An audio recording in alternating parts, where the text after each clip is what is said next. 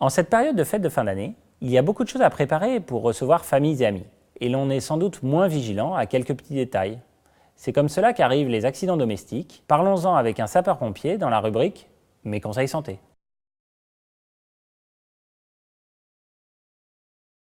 Capitaine Stéphane Jaillet, bonjour. Vous êtes sapeur-pompier, vous êtes infirmier, vous travaillez au SDIS 76, donc le service départemental d'incendie et de secours. Est-ce que vous nous confirmez qu'il y a plus d'accidents pendant les fêtes de fin d'année ?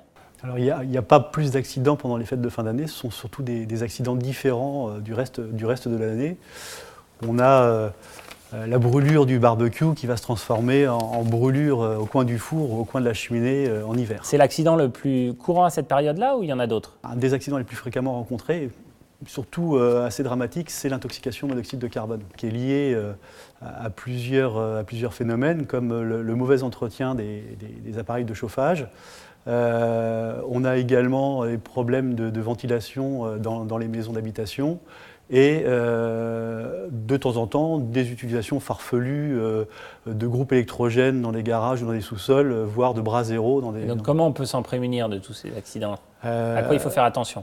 Ça passe par un entretien correct de ces appareils de chauffage, bien maintenir en état de fonctionnement les ventilations prévues dans l'habitation. Il y a également des accidents liés au repas ou à leur préparation ? La plaie de la main par le couteau à huître au moment de l'ouverture des huîtres avant le repas.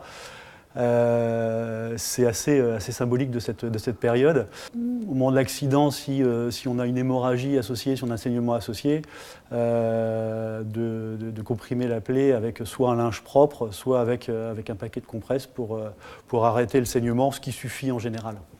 Et est-ce qu'il y a d'autres types d'accidents qui sont liés notamment au fait qu'on mange trop ? Alors, un autre accident qu'on rencontre également autour de la table, c'est l'étouffement. Alors, on a deux types de scénarios. Vous avez l'étouffement partiel, c'est-à-dire souvent la personne va faire ce qu'on appelle une fausse route, c'est le terme qui est souvent utilisé. Elle fait beaucoup de bruit, mais en fait c'est plutôt rassurant parce qu'en toussant, elle va essayer d'éliminer par elle-même naturellement le corps étranger. En général, il ne faut rien faire. Il faut laisser faire la nature. Et puis vous avez le deuxième type d'accident qui est l'étouffement complet, ce qu'on appelle l'obstruction totale. Là, ça risque d'être un peu plus délicat puisque en général la personne ne parle plus, il n'y a plus d'air qui passe. Il y a un geste assez caractéristique qui est la pose des mains en V autour du cou.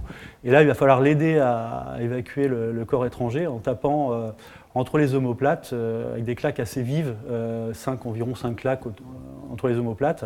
Si le geste ne suffit pas, on réalisera en fait des compressions abdominales, ce qu'on appelle toujours la manœuvre d'Emlich. Et est-ce qu'il y a des risques liés au feu, à la chaleur ? Alors, les brûlures, on en rencontre bien sûr dans les cuisines. Je rappelle juste le petit geste qui consiste à refroidir la brûlure avec de l'eau fraîche. Pendant combien de temps à peu près, vous savez ? Il faut le faire plusieurs minutes.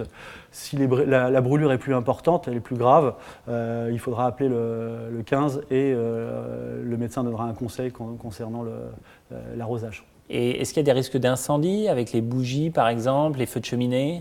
Alors oui, bien sûr, on rencontre également en cette période des risques d'incendie. On pense aux bougies autour de Noël, c'est un peu l'image d'Épinal, mais il faut penser également à toutes les décorations, alors en intérieur ou en extérieur. Les décorations de Noël, on a de plus en plus.